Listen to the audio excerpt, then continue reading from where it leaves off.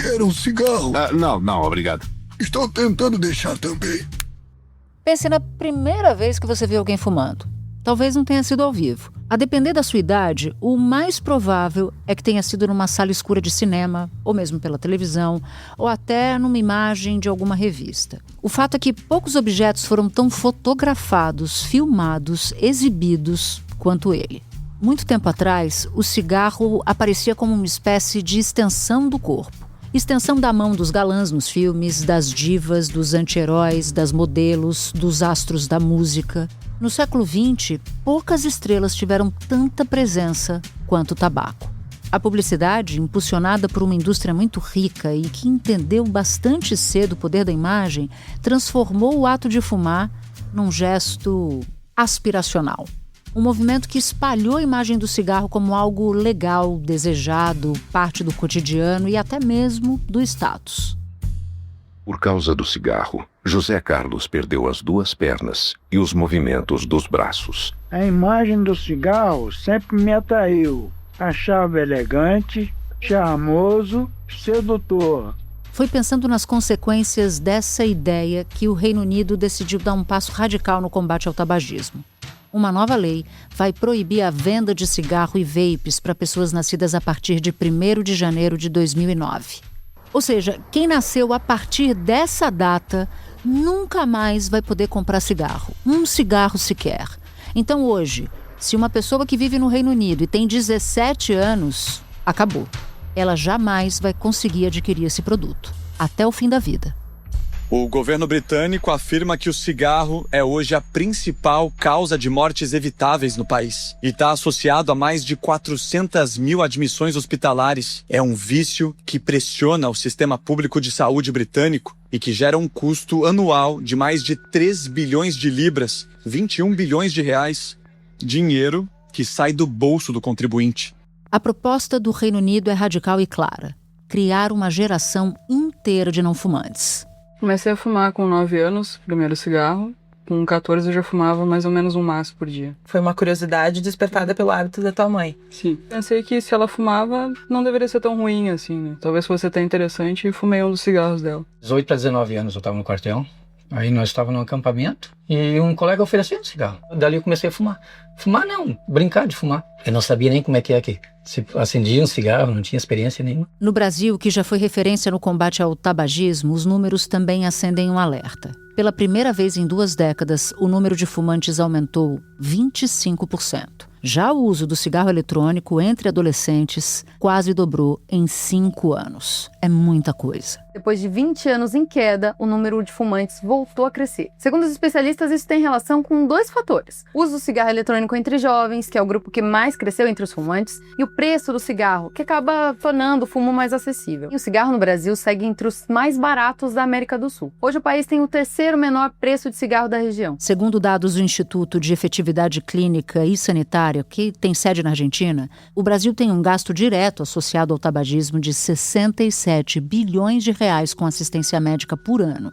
Estima-se ainda outros 86 bilhões de reais em custos indiretos. E aí entra perda de produtividade, cuidados informais e por aí vai. E aí quando você olha para a balança, você vai ver que o Estado só arrecada com imposto para essa indústria apenas 5,2% desse valor todo.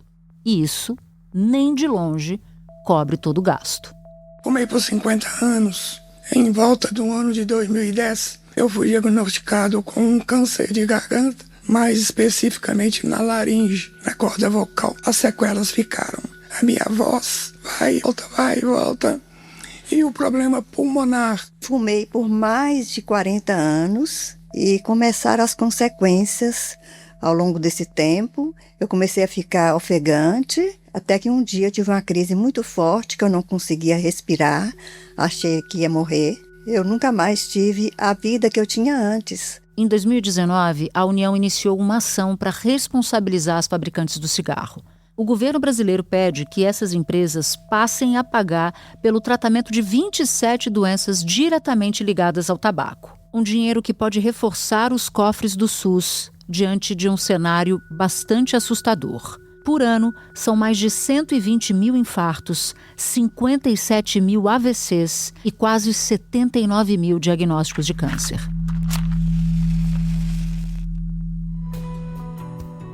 Da redação do G1, eu sou Natuzaneri e o assunto hoje é possível uma geração sem cigarro? Neste episódio, eu converso com a doutora Margarete Dalcomo, pneumologista, pesquisadora na Fiocruz e membro titular da Academia Nacional de Medicina.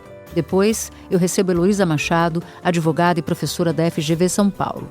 Heloísa é especialista em Direito Constitucional e Direitos Humanos. Segunda-feira, 27 de abril. Doutora Margarete, o que é que explica o aumento do consumo do cigarro no Brasil? O que aconteceu nesses últimos 2 anos, agora 1 ano e meio, houve um aumento real do número de fumantes de novo depois dos 20 anos de descenso. Isso se deve ao aparecimento disso que eu considero uma das invenções mais diabólicas do homem, que foram os cigarros eletrônicos colocados no mercado, ainda que no nosso país seja completamente ilegal. Embora o número de fumantes tenha caído nas últimas décadas, os vapes podem estar reabrindo a porta para o tabagismo entre os jovens. Quem nunca usou vape tem menos de 2% de chance de virar fumante, mas quem usa com frequência tem quase 33% de chance. Por quê? Os vapes vêm com sabores, embalagens coloridas e parecem inofensivos, mas não são. O vape está tornando o cigarro aceitável de novo entre os jovens, como aconteceu nos anos 70. E isso ameaça décadas de avanço na saúde pública. O Brasil tem uma política e uma regulamentação muito pioneira em relação a esses dispositivos eletrônicos de tabaco. Ela é muito bem feita, mas o Brasil tem uma quantidade de entrada de produtos ilegais enorme. Então, assim, é uma luta que eu digo muito desigual entre tudo que tem que fazer pelos órgãos fiscalizatórios, de recolhimento desses produtos que entram ilegalmente no Brasil, mas tudo que é contrabandeado. Nunca houve detecção de fábrica clandestina de vapes ou de dispositivos eletrônicos no Brasil, como tem de cigarro, mas entra pelo Paraguai, entra fabricado na China, enfim, então isso é um problema, essa é a razão que responde a esse aumento do número de usuários no Brasil nos últimos 2 anos. Sobre essa nova lei do Reino Unido, eu te pergunto isso porque antes dessa lei existir, doutora Margarete, o próprio Reino Unido estimulou uma política de redução de danos ao cigarro convencional, distribuindo o cigarro eletrônico. Eu chamo essa medida tomada pelo Reino Unido agora de impedir a compra por qualquer pessoa nascida depois de 2009 para cá, ou seja, com 17 anos, é uma medida perene. Eu considero uma espécie de redenção, de um pedido de redenção do National Health do Reino Unido. Por quê? Porque eles inventaram isso, né, baseado nesse conceito de redução de danos, que é completamente equívoco e que, na verdade, se mostrou, desculpa a expressão, um tiro no pé. Por quê? Porque, na verdade, dar de graça a todas as pessoas acima de 18 anos que quisessem parar de fumar, resultou que ninguém para de fumar, porque a adição a esses produtos de tabaco aquecido, ela se dá de uma maneira brutal, porque a concentração de nicotina chega a ser até 100 vezes superior aos cigarros convencionais. Então, portanto, nem você para de fumar, você fica viciado numa outra coisa. O discurso da indústria de que vocês estão criando uma alternativa de redução de danos com cigarro eletrônico é o discurso que eles sempre fazem. Isso é uma indústria criminosa. Você acha que a indústria ia investir todo esse dinheirão para você parar de fumar cigarro? Estão fazendo isso para viciar as crianças. Estão pondo sabores. Para quê? Para um homem de 50 anos trocar o cigarro comum pelo cigarro eletrônico? Conversa, meu. Quando ele surgiu, meio que solucionou o meu problema, porque diferente do cigarro, ele não deixa cheiro, então foi ali que eu me afundei mais ainda no meu nicotina, só que chegou num nível onde o pod simplesmente virou uma parte do meu corpo e eu não consigo mais ficar 30 minutos sem fumar. É o Reino Unido corrigindo um erro que, na verdade, já alcança um custo humano e um custo para o sistema de saúde, em termos de economia da saúde, brutal. Porque o número de adolescentes e crianças que ficaram doentes e que foram internadas e o número de adultos que estão desenvolvendo problemas relacionados a essa adição é muito grande. Isso tem um custo para o Estado muito alto. Até porque se fuma muito mais. A comparação do cigarro físico, do cigarro tradicional com o cigarro eletrônico é abissal. Não para. Os adolescentes que eu tenho atendido, Natuza, eu e outros colegas, né, eles dizem, né, eu acordo, antes de levantar da cama, eu boto a mão assim na mesa de cabeceira e eles fumam da hora que acordam à hora que vão dormir. Então, isso significa, já tem trabalho fazendo cálculo, Natuza, um adolescente que fuma vape o dia inteiro, ele fuma o equivalente a 400 cigarros convencionais por semana. É alucinante essa quantidade. O cigarro comum, o cigarro branco, ele tem 1 miligrama de nicotina. O Juice, que eu fumo no cigarro eletrônico, ele tem 50 miligramas de nicotina por ml. E eu fumo 1 ml por dia, ou seja, 50 miligramas de nicotina por dia. Em níveis de nicotina, isso se equivale a 50 cigarros por dia, ou 2 maços e meio de cigarro. Então, assim, lembrando que a nicotina, Natuza, ela é a substância química que mais rapidamente chega no cérebro humano. Ela é mais rápida que a heroína. Então, assim, é muito rápido, é uma sensação prazerosa, né? E por que eu digo que é diabólico? Porque esses produtos eles foram inventados quando o mundo todo revelava uma diminuição muito importante do número de pessoas fumantes. Você sabe, ainda existe 1 bilhão, mais ou menos, 1 bilhão e 200 milhões de pessoas que fumam no mundo. Ainda existe. Mas houve uma redução importante. E o Brasil houve uma redução brutal, de 40% da população que fumava para menos de 10%. E hoje há um aumento real, e esse aumento se deve justamente à exposição a esses dispositivos. E aí você pergunta, mas como? Se eles são proibidos no Brasil? Mas o comércio ilegal é uma coisa também muito brutal. Já há uma doença reconhecida pela Organização Mundial da Saúde, essa doença é provocada por eles, ela tem Código Internacional de Doença, e o Brasil já adotou essa mesma metodologia, e hoje, se alguém morre de insuficiência respiratória aguda provocada pela EVALI, que é a doença causada por eles, já tem um código para colocar. Mas nós não queremos botar código em atestado de óbito, Natuza, não é isso que nós queremos. Nós queremos que a consciência crítica da sociedade se faça e que os adolescentes sejam informados de tão mal que isso faz. Agora, diante dessa nova lei no Reino Unido, dá para pensar mesmo, dá para cumprir essa promessa de se criar uma geração de não fumantes? Possível não há dúvida, Natuza. Agora, você sabe que proibição sozinha, né, como um conceito, digamos, né, ela é muito teórica. Na prática, vamos ver como é que isso vai se dar. Já há os críticos céticos falando que a quantidade de comércio ilegal vai aumentar barbaramente. Agora, o Reino Unido tem mecanismos fiscalizatórios muito eficientes. O National Health deles funciona muito bem. Quer dizer, um adolescente só vai ter acesso a isso nessa faixa etária através de mecanismos ilegais. Eles existem? Certamente sim. Você tem que entender que a indústria fabricante disso é que teria que repensar o quão nocivo isto é, e não adianta dizer, não, mas a concentração nossa, se nós legalizarmos, ou melhor, mudarmos a regulamentação, liberar geral, nós vamos poder reduzir. Não vai nada. Quer dizer, o objetivo é justamente botar uma concentração de nicotina tão alta que alguém fica adicto.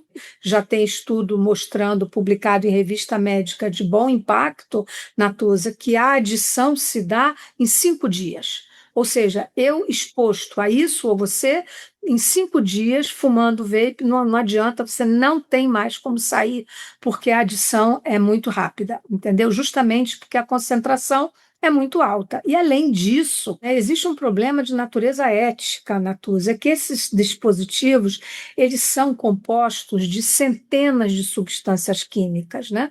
Não é apenas aquela fumacinha colorida ou aquele cheirinho de morango, gostinho de framboesa, não é isso só. Esses também são substâncias que fazem mal, mas eles têm substâncias cancerígenas. Temos estudo feito aqui no Brasil pelo Departamento de Química da PUC do Rio, que mostrou a quantidade de um éter, né, que nós chamamos um aldeído, que chama-se propileno glicol, que é altamente cancerígeno quando entra na corrente sanguínea. Então, como você pode permitir que isso seja comercializado? Então, o Brasil está correto em regulamentar a proibição da comercialização, da propaganda e da fabricação, mas nós podemos melhorar mais ainda com essa medida do Reino Unido, que, sem dúvida nenhuma, ela é histórica, ela pode, sim, formar uma geração livre de tabaco. E tem ainda o fator preço. Quando a gente olha para os dados brasileiros, a gente chega a uma triste conclusão de que o Brasil é classificado como o lugar de terceiro cigarro mais barato da América Latina. Fica atrás só da Bolívia e do Paraguai. Isso não era assim, Natuza. Houve época em que nós tínhamos uma precificação, uma taxação sobre os cigarros que era das mais altas do mundo. Eu considero vergonhoso isso. Eu acho que o Brasil, na medida em que tem uma política antitabagismo tão bem sucedida e sendo um país signatário da Convenção Quadro, né, que regula a questão do meio ambiente e tudo, o Brasil teria, né, que ter a taxação mais alta de toda a América Latina e voltar a ser uma das altas do mundo, como já foi. Sem dúvida nenhuma, está mais do que na hora de que nós revejamos essa taxação e nós passemos a taxar muito mais do que hoje estamos fazendo. Mas pior do que isso ainda, Natuza, eu considero a pressão que a indústria do tabaco faz sobre as nossas casas parlamentares algo realmente alarmante, e que haja parlamentares que, por qualquer razão, seja ela bem ou mal intencionada, não importa, né, leve isso a sério e considere a possibilidade de mudar a nossa regulamentação com o argumento de que nós vamos obter impostos. Ora, Natuza, como você pode obter imposto sobre algo que faz tão mal para a saúde? Isso, minimamente, do ponto de vista ético, tem que ser considerado. E não fora só por isso, Natuza, a matemática está completamente errada. Eu já fui ao Senado, eu tive audiência com o senador Rodrigo Pacheco, quando ele era presidente do Senado, eu expliquei isso a ele. Eu falei, se o senhor vai oferir 2 bilhões de imposto, comercializando esses produtos, liberando geral, nós vamos gastar 90 a 100 para tratar as doenças provocadas por eles. Por quê?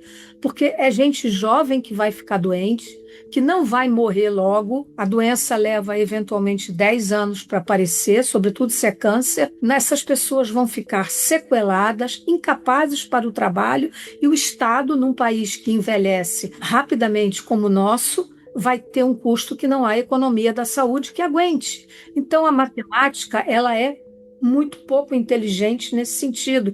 Ela é um argumento facilmente contestável. Sem dúvida nenhuma. Doutora Margarete, um prazer enorme ouvi-la. Desejo um excelente trabalho para a senhora. Obrigada, Natuza, e muito obrigada aí pelo apoio, pela compreensão, pelo entendimento de que nós precisamos estar unidos mais do que nunca em mais essa luta. É isso aí. Um beijo grande para a senhora. Tchau, tchau. Espera um pouquinho que eu já volto para falar com a doutora Heloísa Machado. Professora, há uma ação coletiva da União contra 2 das maiores produtoras de cigarro do Brasil, incluindo as suas controladoras estrangeiras. Nessa ação, você auxilia uma instituição que atua na defesa de políticas públicas para a saúde. Bem, a Advocacia Geral da União, que responde pelo governo, como já diz a sigla, afirma que o lucro desse setor impõe custos diretos ao Estado, especialmente ali no tratamento de 27 doenças associadas ao tabagismo. A estimativa é de 67,2 bilhões de reais por ano o que se gasta com isso. Do ponto de vista do direito público, como é que essa ação busca reequilibrar a relação entre a livre iniciativa econômica, o dever do Estado de garantir o direito fundamental à saúde, que é previsto, afinal de contas, na Constituição? Qual é o equilíbrio que se busca aí?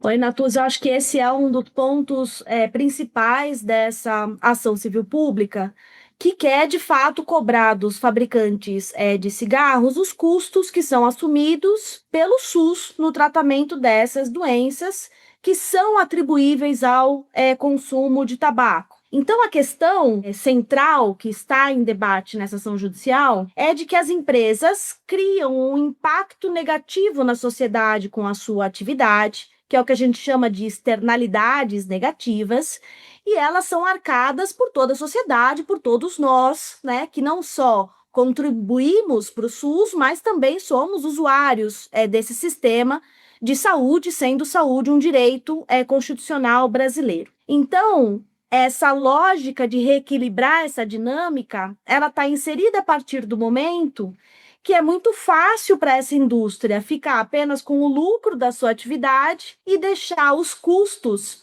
para toda a sociedade brasileira. E essa é a razão de ser dessa ação coletiva, que ela seja obrigada a arcar com os custos que ela gera com a venda desse produto, e com, querendo ou não, doenças horrorosas, né, que são ali tratadas pelo sistema público de saúde. Na petição inicial dessa causa, tem uma expressão que aparece ali que é reconhecer a postura de má-fé dessas empresas. Explica que conceito é esse ou que percepção é essa? A gente está falando que não é uma demanda apenas brasileira, né? Em várias jurisdições internacionais existe esse debate sobre a responsabilização da indústria de tabaco. E um dos elementos centrais dessa responsabilização é o que a gente chama de má-fé, que foi caracterizada e tem sido caracterizada pelas omissões e pela distorção que a indústria do tabaco criou sobre a informação da nocividade do seu produto. Então, ela deixou de comunicar sobre essa nocividade, ela atrasou a publicação de relatórios nesse sentido, ela muitas vezes omitiu informações relevantes sobre o grau de dependência que o cigarro causava, além da sua associação com uma série de doenças, e também vendeu produtos com uma roupagem ali até de quase saudável, né? Os cigarros light, enfim, induzindo ali consumidores a achar que estavam diante de um produto que não faria mal. A nicotina é a droga que provoca a maior dependência química que se conhece na medicina. Você dá uma tragada, ela dá um impacto no cérebro. Ela é absorvida no pulmão direto. Em 6 a 10 segundos, ela chega nos receptores dos neurônios. Só que ela é metabolizada rapidamente. E você tem crise de abstinência em 20, 30 minutos. É uma droga diabólica a nicotina. Então, essa é a principal característica desse argumento de má-fé, que já foi levado para a jurisdição internacional algumas vezes e que é o principal fundamento de 2 casos muito relevantes nos Estados Unidos e no Canadá que geraram obrigação dessas empresas de tabaco de ressarcirem os sistemas de saúde. Era isso que eu queria te perguntar. Se já houve ações semelhantes em outros países com vitória a favor de quem fez a petição, ou seja, contrária às empresas de tabaco. Sim, nós temos pelo menos 2 casos que são muito exemplares. Um caso nos Estados Unidos, em que a indústria de tabaco pagou, pelos dados, né, entre 1999 e 2023, aproximadamente 160 bilhões de dólares já de ressarcimento em relação a custos de saúde, com base também nesse argumento de má-fé que a gente estava conversando. E, muito recentemente, o Canadá também conseguiu fazer com que essas empresas paguem essa conta da nocividade do seu produto, também na ordem de bilhões de dólares canadenses. E nessas ações houve algum caso parecido como o que está acontecendo nessa causa de agora, de colocar as controladoras estrangeiras no banco dos réus também? Ou só aqui no Brasil? A gente está diante aqui de todo um movimento global, na verdade, para buscar a responsabilidade de empresas transnacionais por violações de direitos. E não é diferente quando a gente olha especificamente para a indústria de tabaco. Então, esse foi um argumento que foi levado para o judiciário brasileiro. As controladoras não queriam participar desse processo aqui no Brasil, mas diante da comprovação que a gente está diante de uma indústria que tem uma diretriz muito clara que parte das proprietárias e das controladoras, que as filiais nacionais nada mais fazem do que executar essas diretrizes. E mais do que isso, né, que o lucro obtido por essas filiais é enviado também para essas controladoras e proprietárias, é o caminho para se promover essa responsabilização, não só da empresa que está constituída no Brasil, mas, na verdade, né, de quem está orientando ali as ações, toda a estratégia de marketing e decisão sobre os produtos. E, para terminar, eu queria entender em que pé esse caso está e o que essas empresas têm alegado nessa ação. Bom, a gente está aqui diante de uma etapa final já dessa ação, em fase de alegações finais, que é a última oportunidade que as partes têm de resumir, sintetizar seus argumentos. Então, é provável que a gente tenha uma decisão ainda esse ano nessa grande ação coletiva.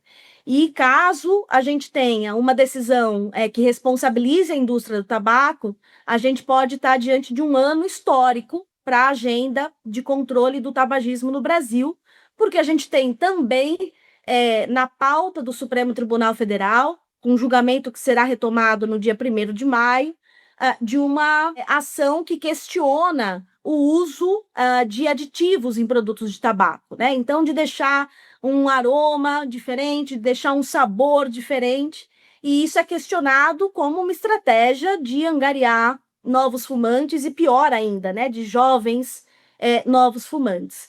Então, se o Supremo confirmar a restrição e proibição de alguns aditivos, e se essa ação coletiva promover a responsabilização da indústria do tabaco, a gente vai ter um ano aí incrível no controle do tabagismo no Brasil, que infelizmente ainda representa uma quantidade de mortes inaceitáveis, né? A gente está falando de mais de 150 mil mortes por ano no Brasil em razão do tabagismo. Os advogados da indústria de tabaco buscam desconstruir a lógica coletiva desses danos, né? A insistência que eles têm é de que seria necessário comprovar que cada pessoa que morreu por uma doença, morreu por essa doença em razão de ter consumido cigarros. E, na verdade, a gente está falando de danos coletivos nessa ação, né? De danos a todo um sistema de saúde e baseados em consensos científicos, que comprovam essa relação entre o tabagismo e essas doenças que lhes são atribuíveis. Então, é uma função até ingrata desses advogados da indústria de questionarem evidências científicas tão robustas. Doutora Heloísa, agradeço muito o seu tempo. Obrigada pela entrevista. Foi um prazer, Natuza. Este episódio usou áudio do filme Os Fantasmas se Divertem, da Warner Bros. Entertainment. Este foi o Assunto, podcast diário disponível no G1, no YouTube ou na sua plataforma de áudio preferida. Comigo na equipe do Assunto estão Luiz Felipe Silva, Sara Rezende, Carlos Catelan, Luiz Gabriel Franco, Juliane Moretti e Stephanie Nascimento. Colaborou neste episódio Felipe Turioni. Eu sou Natuza Neri, fico por aqui. Até o próximo assunto.